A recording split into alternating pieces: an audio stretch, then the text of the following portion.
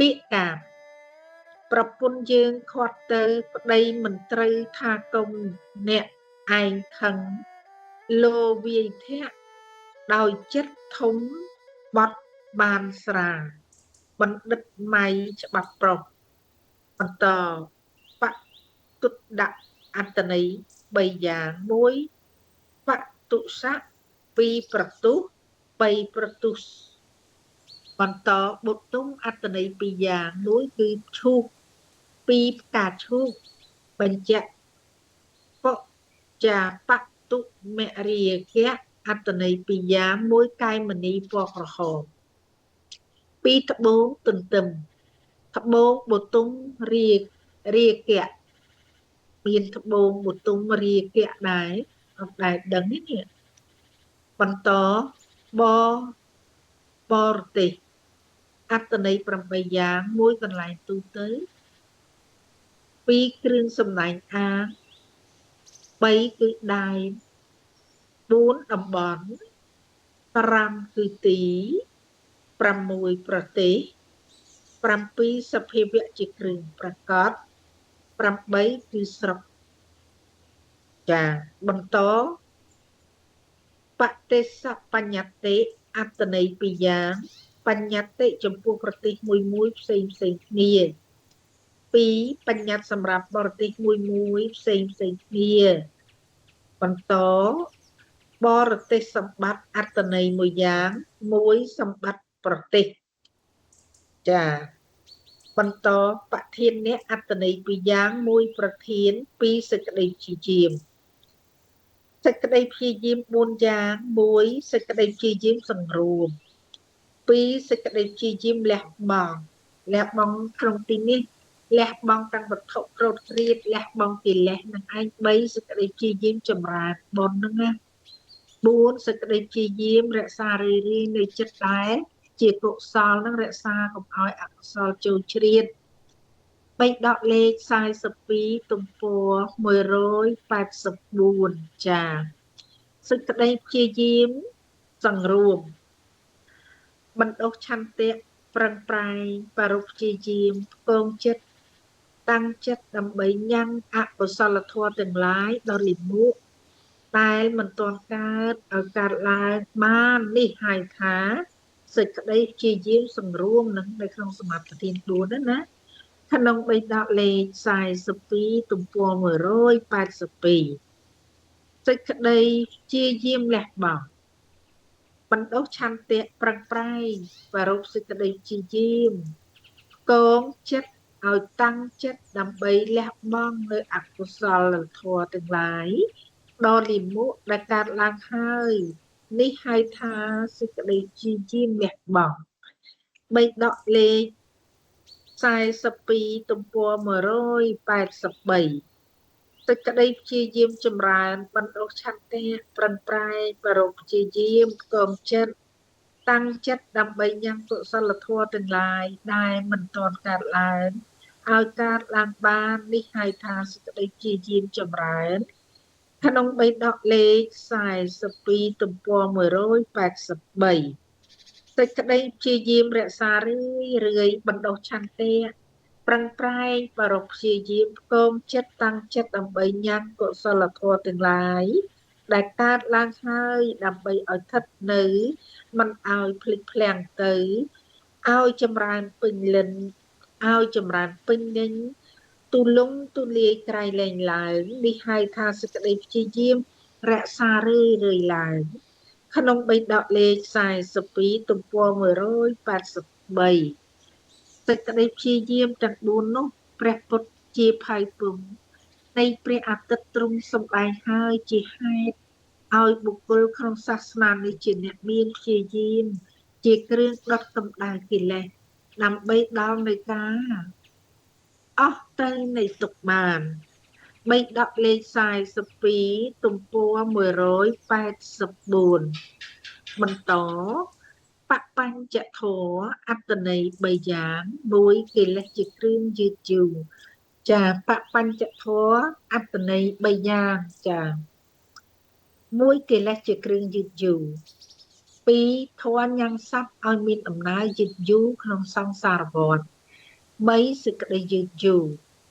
កិលេសជាគ្រឿងយឺតយូរ3យ៉ាង1តណ្ហាគឺចំណងចង់បានពាក្យតណ្ហាហ្នឹងគឺសេចក្តីប្រាថ្នាការចង់ត្រេកត្រអាលនឹងអ្វីមួយហ្នឹងហើយនឹង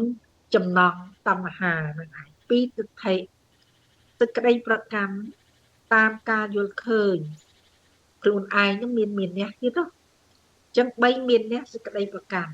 អតិថិឯងមានអ្នកទីប្រកាន់កាន់តែខ្លាំងក្នុង3ដកលេខ64ទំព័រ30បុគ្គលណាប្រកបរឿយនៅបបញ្ញធម៌គឺបានន័យថាធម៌ហ្នឹងធ្វើឲ្យយឺតយូរនៅក្នុងសង្សារវដ្តឲ្យតែមានធម៌ហ្នឹងអញ្ចឹងត្រេកអរក្នុងបបញ្ញធម៌នឹងប្រកបដូចជាមរឹកបុគ្គលនោះឈ្មោះថាវានៅព្រះនិព្វានជាទីខ្សែមចាកយោគៈដល់ប្រសើរលុះតែបុគ្គលណាលះបង់នៅបបញ្ញធម៌ត្រេកអរចាក្នុងព្រះនិព្វានដែលមិនមានបបញ្ញធម៌បុគ្គលនោះទើបឈ្មោះថាញ៉ាំងព្រះនិព្វានជាទីខ្សែមចាកយោគៈដ៏ប្រសើរឲ្យសម្រេចបានបេដកលេខ66ទំព័រ34បន្តបុព្វជិតអត្តន័យ8យ៉ាង1ជនដែលបួស2ដែលបួសរួចហើយចាទំព័រ234តទៅទំព័រ235បុព្វជិតអត្តន័យ8យ៉ាងយោងពីនោះពីចាស់បន្តិចសិន1ជនដែលបួស2ដែលបួសរួចហើយ3ដែលបួសហើយ4ទីទី2កុហកហើយចេញចាក់ពីកុហកហើយណា5អ្នកដែលកំពុងត្រទ្រង់ភេទជាសមណៈហើយ6អ្នកត្រទ្រង់ភ្នោះហើយ7ហៅថាអ្នកបួស8អ្នកវាទូទៅវាស្លាហើយពួកបព្វជិតមានសិលចូលទៅកាន់ត្រកូលណាហើយពួកមនុស្សក្នុងត្រកូលនោះរមែងបានបុណ្យច្រើនដោយឋាន5យ៉ាង1កាលបបុព្វជិតមានសិលចូលទៅកាន់ត្រកូលក្នុងសម័យណាហើយមនុស្សទាំងឡាយបានឃើញក៏មានចិត្តជ្រះថ្លាត្រកូលនោះក៏ប្រតិបត្តិប្រព្រឹត្តទៅដើម្បីទៅកាន់ឋានសួគ៌ក្នុងសម័យនោះ2បុព្វជិតមានសិលចូលទៅកាន់ត្រកូលក្នុងសម័យណាហើយពួកមនុស្សរមែងក្រោកទទួលថ្វាយបង្គំក្រោកអាសនៈប្រគេនត្រកូលនោះក៏បានប្រតិបត្តិគឺបដិបទាប្រព្រឹត្តទៅដើម្បីទៅកាន់ទីត្រកូលខ្ពង់ខ្ពស់ក្នុងសម័យនោះ3កាលបបុព្វជិតមានសិលចូលទៅកាន់ត្រកូលក្នុងសម័យណាហើយពួកមនុស្សក៏បន្តបងនៅមន្ទិលគឺសេចក្តីកំណាញ់ត្រកូលនោះក៏ប្រតិបត្តិត្រូវបដិបទាទៅដើម្បីបាននៅយុស័កធំក្នុងសម័យនោះ4បុព្វជិតមានសិលចូលទៅកាន់ត្រកូលក្នុងសម័យណាហើយពួកមនុស្សរមែងចែករំលែកនៅទានតាមទានដល់សំគួរដល់សេចក្តីអង្គអាចសំតាមសំដោយគួរដល់កម្លាំងត្រកូលនោះក៏ប្រតិបត្តិនៅបដិបទាប្រព្រឹត្តទៅដើម្បីបាននៅភោគៈសម្បត្តិច្រើនក្នុងសម័យនោះចានេះជាអានិសង្សណាទៀត5កាលបបុព្វជិតមានសិលចូលទៅកាន់ត្រកូលអ្នកសម័យណាហើយពួកមនុស្សអ្នកសាកសួរធម្មសាស្ត្រកិច្ឆាស្ដាប់ធម៌ត្រកូលនោះក៏ត្រូវប្រតិបត្តិនៅបដិបទាប្រព្រឹត្តទៅដើម្បីបាននៅបញ្ញាច្រើនក្នុងសម័យនោះក្នុងបេដកលេខ55លេខ45ទំព័រ231ដល់ទំព័រ232ចាបព្វជិតក៏បីពិចារណាធម៌10ប្រការ1អាត្មាអញកាន់យកភេទដល់ផ្លែកអំពីភេទក្រហមហើយ2ការប្រព្រឹត្តចិញ្ចឹមជីវិតរបស់អាត្មាអញប្រព្រឹត្តទៅជួបដោយបុគ្គលដទៃ3អាត្មាអញគួរធ្វើអកប្បកិរិយាផ្សេងអំពីក្រហម4អាត្មាអញមិនទេដៀលខ្លួនឯងដោយសិលធម៌បានទេឬ 5ពួកព្រហ្មចារីជាវិញ្ញូជនគយគុណមើលហើយមិនទេដៀលអាត្មាអញដោយសិលធម៌បានដែរឬទេបានដែរទេឬ6ការប្រត់ប្រាស់វិរិយៈសត្វនិងសង្ខារទាំងអស់ដែលជាទីស្រឡាញ់ជាទីកប់ចិត្តនៃអាត្មាអញតែងមានជាធម្មតា7អាត្មាអញមានកម្មជារបស់ខ្លួនមានកម្មជាទីជាតិមានកម្មជាកំណើតមានកម្មជាផៅពុំមានកម្មជាគ្រឿងរលឹកឃើញអាត្មាអញនឹងធ្វើនៅកម្មណាល្អឬអាក្រក់អាត្មាអញក៏នឹងបាននៅទឹកការទទួលនៅផលនៃកម្មនោះពុំខានឡើយ8យប់និងថ្ងៃទាំងឡាយចេះតែកន្លងទៅកន្លងទៅតើអាត្មាអញបានធ្វើដូចបណ្ឌិតខ្លះហើយជីវិតនឹងមិនបន្ថែមតិចទៅ9អាត្មាចេញមានសេចក្តីអភិរមត្រេកអរក្នុងផ្ទះដ៏ស្ងាត់ខ្លះដែរឬទេផ្ទៀងផ្ទាត់សិលរបស់លោក10ឧត្តរមនុស្សធម៌គឺធម៌របស់មនុស្សដ៏ប្រសើរក្រៃលែងគ្មានមានដល់អាត្មាអញដែរឬណោះចាធម៌ដ៏វិសេសចឹងយើងតពីទំព័រ235ដល់ទៅទំព័រ236ចាបន្តដែលគួរនឹងឃើញដោយប្រាជ្ញាដ៏ប្រសើរអាត្មាអញបានត្រាស់ដឹងហើយឬនៅនឹងចេះសួរខ្លួនឯងបានត្រាស់ដឹងហើយឬអាត្មាអញនោះព្រហ្មចារីទាំងឡាយសួរក្នុងកាលទីបំផុតមរណសម័យនឹងមិនអឹមអៀមទេឬក្នុងបៃដកលេខ50ទំព័រ188ដល់ទំព័រ109បន្តចាបុបច្ចវេចាបុបច្ចេនវិសិកៈអត្តន័យមួយយ៉ាងសិស្សបំពោះឲ្យបានជាសាមណេរបន្តបុព្វជាអត្តន័យ4យ៉ាង1ការចូលកាន់ភេទជាសមណៈតាមច្បាប់លទ្ធិណាមួយ2ការចូលកាន់ភេទនៃសមណៈតាមច្បាប់សាសនាណាមួយ3ការបួស4ភ្នួសចាបញ្ជាក់បានទទួលបុព្វជាបានបំពេញបុព្វជាសូមបុព្វជាគឺសូមបួសសូមបុព្វជាគឺបំពោះឲ្យបានសម្រេចជាសាមណេរការបួសគឺមាន6យ៉ាង1ខ្លះក៏បួសលេងចឹងទៅ2ការបបួលការបួសឲ្យប្រទុសាសនាតែមិនមែនជាអ្នកបួសឲ្យចូលទៅរករឿងគេតែម្ដងរករឿងអ្នកបដិបត្តិសាសនាជាមួយគ្នា3ការបួសល្ងងខ្លៅ4ការបួសគ្រាន់តែចិញ្ចឹមជីវិត5ការបួសសន្សំទ្រព្យទុក6ការបួសដើម្បីរើខ្លួនឲ្យចិញ្ចាក់នៃសេចក្តីទុកនោះបានន័យថាចិញ្ចាក់ភពនេះដកស្រង់ពីយិនវនប្រជុំកងធរសង្ខេបថ្នាក់ត្រីតួឯកទំព័រ35ទំព័រ53ដល់ទំព័រ54បន្តបុព្វជាកម្មអត្តន័យមួយយ៉ាង1ការបំពុះកលបុត្រឲ្យបានជាសាមណេរបានធ្វើបុព្វជាកម្មជាកលបុត្រចាបន្តបុព្វជាចាចាគេហៅថាបុព្វាចាអត្តន័យ5យ៉ាង1គ្រូបំពោះ2ភិក្ខុដែលជាគ្រូបំពោះកលបុត្រឲ្យបានជាសាមណេរ3ភិក្ខុអ្នកបំពោះកលបុត្រឲ្យបានជាសាមណេរ4អាចារ្យបំពោះ5អាចារ្យអ្នកបំពោះបន្តឧបជាអានិសង្សអត្តន័យមួយយ៉ាង1អានិសង្សភ្នោះបន្តបុព្វជាបេខៈអត្តន័យ2យ៉ាង1កលបុត្រអ្នកប្រាថ្នាចង់បួសជាសាមណេរ2អ្នកសម្លឹងយកនៅបុព្វជាតែម្ដងបន្តបុព្វជាវិធីអត្តន័យ3យ៉ាង1បែបបំពោះ2របៀបបំពោះ 3វិធីបួសបន្តបព្វជិសុខៈអត្តន័យពីរយ៉ាង1សេចក្តីសុខក្នុងបព្វជិសុខជាកខ្វះនឹងយើងថែមឯណា2សេចក្តីសុខក្នុងនោះចាវាអស់កង្វល់ទៀត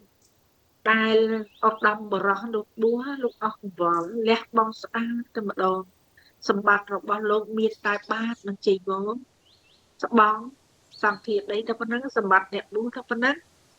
ចឹងងាយស្រួលលះកាត់បរិពោធមិនដូចយើងទេរសេមរសាមណាចាហ្នឹងមានន័យអញ្ចឹងណាចាបែបបំពោះរបៀបបំពោះវិធីបំពោះបព្វជិសុខៈមានអត្តន័យពីរយ៉ាងសេចក្តីសុខក្នុងបព្វជិពីរសេចក្តីសុខក្នុងភ្នោះបន្តបព្វចេតរាជអត្តន័យ3យ៉ាងភ្នំហេមពាត2ភ្នំហិមាល័យ3ស្ដេចភ្នំបតាអត្តន័យ3យ៉ាង1ប្រភាក2ពន្លឺ3គឺរស្មីចាចឹងបន្តទៅទំព័រ237និងរស្មី5ពណ៌ណាយើងសិក្សា1រស្មីប្រចាំធ្លាប់ឃើញទេរស្មីប្រចាំភ្លឺតិចអាណាទៀនតតបិទអកិសនីមើលសាកមើលអឺខ្ញុំប្រកាសណានេះខ្ញុំនៅក្មេងម្ល៉េះអាយុ7 8ឆ្នាំដល់10ទៅលេងនៅស្រុកទៀនហើយពីដើមឡើយមិនមែនមានភ្លើងអកិសនីបុនទៀនអីបានមានបាំងសុងណាអញ្ចឹងគេច្រើនណាស់អុជគៀងប្រេងកាតនៅក្នុងផ្ទះចាស់ហ្នឹងទៅក្មេងៗចេញមកក្រៅមកក្រោមម្លប់ឈើពេលនោះព្រះច័ន្ទណាគឺណាភ្លឺទៅចាស់ទៅចង់ភ្លឺមែនតែស្រឡះអត់មានពពកបាំងទេអានឹងពន្លឺប្រចាំស្អាតណា2រស្មីនៃព្រះអាទិត្យចែងចាំងម៉ោង6ម៉ោង7ភ្លឺស្អាតណាហើយក៏ដើរពេលហ្នឹងម៉ោង7ម៉ោង8យករស្មីនៃព្រះអាទិត្យនេះគឺល្អបើម៉ោង9ឯងអស់ល្អហើយ3រស្មីភ្លើង4រស្មីនៃបញ្ញាក្នុងបេដកលេខ42ទំព័រ353បណ្ដារស្មីទាំង4នេះស្មើដោយប្រសើរនោះគឺរស្មីនៃបញ្ញាមានរស្មីភ្លឺថ្លាបុគ្គលដែលមានបញ្ញាទៅកាន់ទីណាកាត់ភាពងងឹតបានអាចជួយឲ្យមតិអាចបញ្យលអ្នកមិនដឹងបានចឹងបានន័យថាអ្នកប្រាជ្ញមួយអ្នកចូលទៅកាន់ទីអ្នកដែលមិនចេះឲ្យប្រថ្លាចេះដូចជារស្មីភ្លឺចិញ្ចាចអ្នកទាំងអស់ហ្នឹងនឹងបានភ្លឺដោយមនុស្សដែលមានប្រាជ្ញានឹងតែម្នាក់ទេដូចជាក្នុងពេលនេះកូនបានសិក្សាចឹងហើយយើងមើលទៅហាក់ដូចជាខ្លួនឯងនឹងលើកឡើងប៉ុន្តែតាមពិតគឺព្រះពុទ្ធវចនៈទេនេះចាវចនានុក្រមព្រះពុទ្ធសាសនានេះគឺជាប្រតិចមួយដែលពាក្យអាកំបាំងខ្លះដែលយើងមិនធ្លាប់បានលើកយកមកណាចឹងបានសិក្សាវចនានុក្រមនេះគឺជាលើកទី1របស់យើងដែលទើបតែផ្ដើមសិក្សាជុំគ្នានឹងឯងចឹងបណ្ដារស្មីទាំងអស់នេះរស្មីប្រសើរនោះគឺរស្មីនៃប្រាជ្ញាបេដកលេខ42ទំព័រ353បន្តបមាណៈអត្តន័យមួយយ៉ាងគឺប្រមាទបន្តបមាទៈអត្តន័យ3យ៉ាងគឺ1ប្រមាទ2សេចក្តីធ្វេសប្រហែសរបស់ជើង3សេចក្តីប្រមាទបានន័យថាប្រមាទឥឡូវលោកដឹងថាពាក្យថាប្រមាទមិនទាន់ទៅណាឯងអាហ្នឹងនៅក្នុងអាត់មួយទៀតថាវាធ្វេសប្រហែសខ្ជិលការងារហ្នឹងណាចឹងទៅវាអត់បានល្អរំដងបើជីវិតវិញប្រមាទហើយគឺស្លាប់ហើយធ្វើដំណើរចរាចរណ៍ឲ្យតែមានស្ត្រីប្រមាទណានឹងគឺជីវិតមិនដល់ផ្ទះទេមែនទេទៀតតតែប្រយ័ត្នប្រយែងកុំប្រមាទជីវិតខ្លួនឯងមិនអាចវិលងាយបានទេសេចក្តីប្រមាទតថាគតរំពឹងរកមើលមិនឃើញសភាវៈដទៃសូម្បីតែសភាវៈមួយដែលប្រព្រឹត្តទៅដើម្បីឲ្យខូចប្រយោជន៍ច្រើនដោយសេចក្តីប្រមាទនេះសោះឡើយព្រះអង្គឃើញទោសមានតែសេចក្តីប្រមាទទៅប្រព្រឹត្តទៅដើម្បីឲ្យខូចប្រយោជន៍យ៉ាងច្រើនដកស្រង់ពីបេដកលេខ40ទំព័រ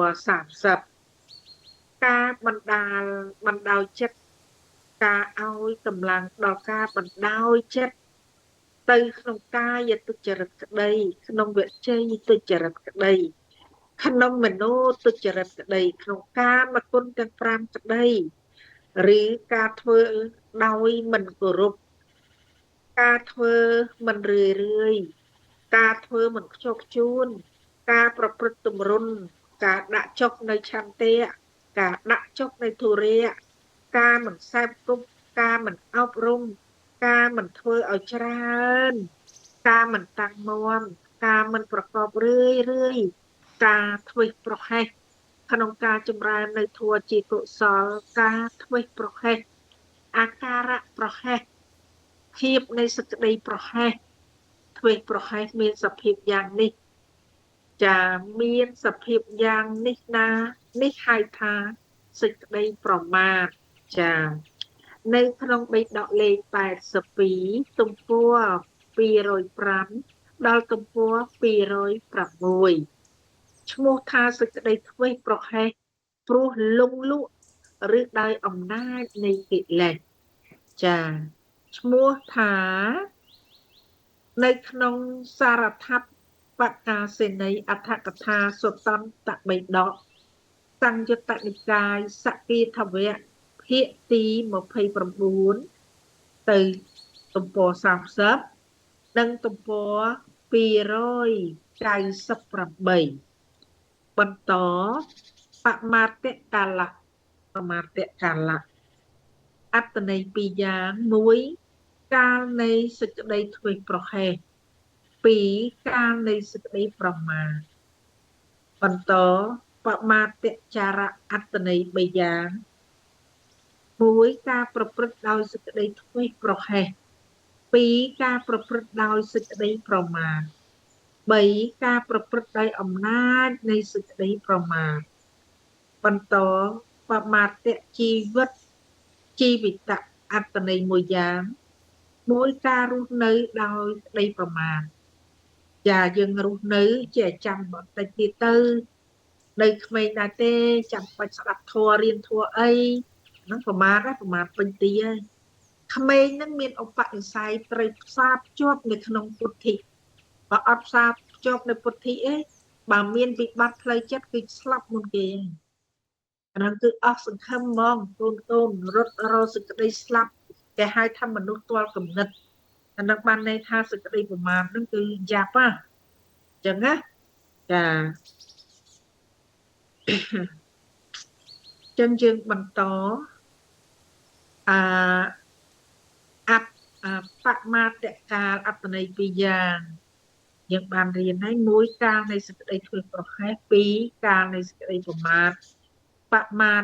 ចារៈអត្តន័យ3យ៉ាងការប្រព្រឹត្តឲ្យសេចក្តីធ្វេសប្រហែស2ការប្រព្រឹត្តដោយសេចក្តីប្រមាទ3ប្រព្រឹត្តដោយអំណាចនៃសេចក្តីប្រមាទបន្តបមាទជីវិតជីវិត1អត្តន័យ1ការរស់នៅដោយសេចក្តីប្រមាទចាបមាទតដ្ឋានណាអត្តន័យ1ហេតុជាទីតាំងនៃសេចក្តីប្រមាទចាបន្តបមាទមរណៈអត្តន័យ1យ៉ាង1ការស្លាប់ព្រោះសេចក្តីប្រមាទអត់ធន់រឿងរ៉ាវអត់បានទេទាល់កំណត់សម្រាប់ខ្លួនយើងឃើញហើយក្នុងសម័យឥឡូវនេះដែលចេះដឹងធัวអីដឹងតែម្ដាយបកើតមកអាយុ18មានប្រុសមានស្រីចាឈឺចាប់មានតែគិតថាម៉ែបង្កើតកូនមកដើម្បីអនាគតអត់មានអាណិតម៉ែណាទៅស្ពានជ្រោយចង្វាលេបថ្នាំចងកសម្រាប់ខ្លួនឯណានោះទៅហ្នឹងហើយនឹងបានន័យថាអកតញ្ញូដល់ប៉ុណ្ណឹងអត់ទុកជីវិតដើម្បីតោសគុណម្ដាយទេតែយកស្នេហាជាធំយកការបោកប្រាស់ចិត្តបានជាអ្នកល្ងងត្រូវការអ្នកប្រាជ្ញសំខាន់គិតខ្លួនឯងជាអ្នកចេះណារឿងបញ្ចប់ជីវិតណាដោយមានសេចក្តីប្រមាទថាជីវិតនេះវាមិនសមរស់ទេអាជីវិតថោកទៀតស្លាប់ទៅអានឹងប្រមាទខ្លួនឯងទេណាចាអញ្ចឹងការស្លាប់ព្រោះសេចក្តីប្រមាទខ្លួនឯងហ្នឹងបន្ត បមាទវៈអត្តន័យពីរយ៉ាងមួយពួកធម៌និយាយអំពីសេចក្តីធ្វេសប្រហែសចាពីរពួកធម៌និយាយអំពីសេចក្តីប្រមាទពុទ្ធភាសិតមាននុបទាំងឡាយណាប្រមាទមាននុបទាំងឡាយនោះឯងរមែងសោកសៅអស់កាលយូរអង្វែងក្នុងបេដកលេខ27ទំព័រ231ចឹងយើងបន្តពីទំព័រ237ទៅកាន់ទំព័រ238បន្តជនទាំងឡាយណាប្រមាទហើយទុកនោះជាមនុស្សស្លាប់ទៅហើយហ្នឹងហើយអ្នកមានសេចក្តីប្រមាទវាអត់មានបញ្ញាអីសោះវាដូចស្លាប់ទាំងរស់ហ่ะត្រឹមត្រូវពិចារណាមើលចាស់នៅក្នុងបេដកលេខ52ទំព័រ25សេចក្តីប្រមាទជាផ្លូវនៃសេចក្តីស្លាប់ក្នុងបេដកលេខ52ទំព័រ25នៃផ្ទួនគ្នាបានរយជនពលពាក្យប្រកបដោយប្រយោជន៍សូមបីច្រើនតែជាអ្នកប្រមាទមិនបានធ្វើតាមពាក្យនោះរមែងជាអ្នកមិនមានចំណែកនៃសាមញ្ញផលទេចាសាមញ្ញផលហ្នឹងបានន័យថាសោតាបត្តមៈសោតាបត្តផលសាមញ្ញផលអត់ប្រាស់ដឹងទេចានឹងតើតើយើងរៀនហើយយើងអប់រំសិក្សាហើយយើងអប់រំបដិបត្តិមើលនៅសង្ខារលោកនេះមិននៅក្នុងអំណាចយើងអាហ្នឹងសាមញ្ញផលមានបានន័យថានឹងអាចត្រាស់ដឹងបានចឹងបើជនណាពោលពាក្យប្រកបដោយប្រយោជន៍សំបីច្រើនតែជាអ្នកប្រមាទមិនបានធ្វើតាមនឹងចេះតែលើកធម៌បានឲ្យខ្លួនឯងអត់បានសុខអីបន្តិចចឹងពោះរមែងជាអ្នកមិនមានចំណែកសាមញ្ញផលសាមញ្ញផលឡើយដូចអ្នករក្សាគោកាលបរាប់គោប្រគល់ឲ្យអ្នកដតីហើយជាអ្នកមិនបានបរិភោគនៅបញ្ចគោរសដូចនេះដែរអានឹងបានមកមើលឲ្យទេប្រៀបដូចតែលើកពុតវចនៈមកបានត្រឹមសំដែងគេអ្នករៀនគេអ្នកចេះយើងនេះជាអ្នកបង្រៀនអានឹងអត់បានសោយរស់នៃទឹកដោះគោដូចខ្វៀលគោឲ្យគេអញ្ចឹងចំណែកអ្នករៀនយកចិត្តទុកដាក់ឧបនិស្ស័យមានរៀនហើយរៀនទៀតពិចារណានឹងអញ្ចឹងណាកូនចៅចាបេដកលេខ52ទំព័រ55ពួកជនពាលអបឥតប្រាជ្ញាតែងប្រកបរឿយនៅសេចក្តីប្រមាទអានឹងយើងដឹងហើយណាអានឹងយើងឃើញនៅក្នុងលោកនេះឃើញច្រើនសេចក្តីប្រមាទច្រើនតែម្ដងក្នុងបេដកលេខ52ទំព័រ26អ្នកទាំងឡាយចូលកុំប្រកបរឿយនៅសេចក្តីប្រមាទព្រះអង្គទូលមានណាបេដកលេខ52ទំព័រ26សេចក្តីប្រមាទដែលអ្នកប្រាជ្ញទេដៀលហើយសពកាលបេដកលេខ52ទំព័រ27បុគ្គលមិនគួរនៅដោយក្តីប្រមាទទេអានឹងថែមតទេមួយទៀតមកក្នុងបេដកលេខ52ទំព័រ57បុគ្គលណាមួយកាលពីមុនប្រមាទហើយលោកកាលមកជាខាងក្រោយគាត់មិនប្រមាទវិញលោកអត់ប្រមាទវិញបុគ្គលនោះឈ្មោះថាញ៉ាំងខន្ធាតិលោកនេះឲ្យភ្លឺច្បាស់ដូចជាប្រចាំផុតចាកពពកក្នុងបេដកលេខ52ទំព័រ58គាថានឹងដូចជាសម្ដែងនៅក្នុងរឿងអង្គុលីមីលណាអង្គុលីមីលក្រោយមកលោកអត់ប្រមាទទៀតទេចាំបានព្រះអង្គសម្ដែងថាពីមុនគាត់ប្រព្រឹត្តអំពើបាបមានសេចក្តីប្រមាទដល់lúcក្រោយមកលោកមិនប្រមាទវិញទេបុគ្គលនោះឈ្មោះថាញ៉ាំងខន្ធាលោកនេះឲ្យភ្លឺច្បាស់ដូចប្រចាំផុតពីពពកចាអញ្ចឹងសូមអនុមោទនាបេដកលេខ52ទំព័រ58ចាកូន